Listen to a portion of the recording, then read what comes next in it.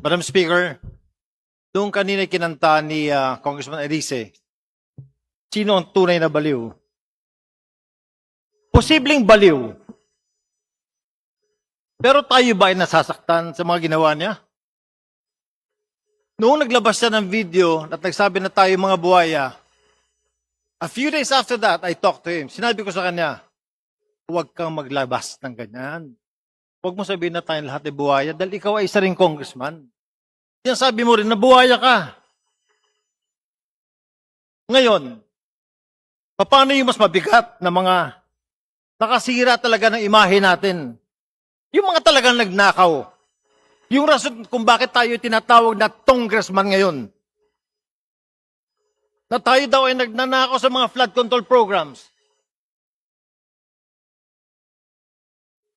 Yung bang mga baseless accusations kung bakit tayo ay sinasabing merong maleta na binigyan ng 20 million pesos.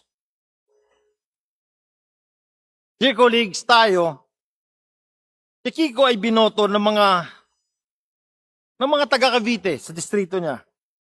Hayaan natin na sila ang magtanggal sa kanya by not voting for him in the coming elections.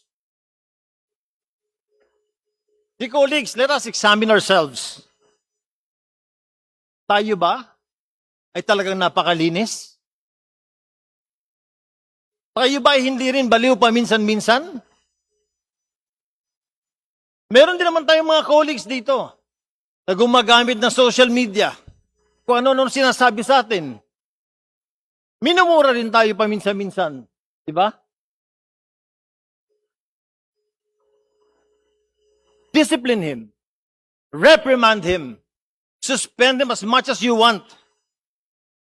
But for us to take him out, let us not put this action of expulsion in our own hands.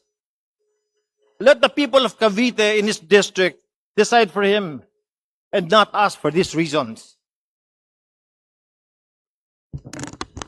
Majority Leader.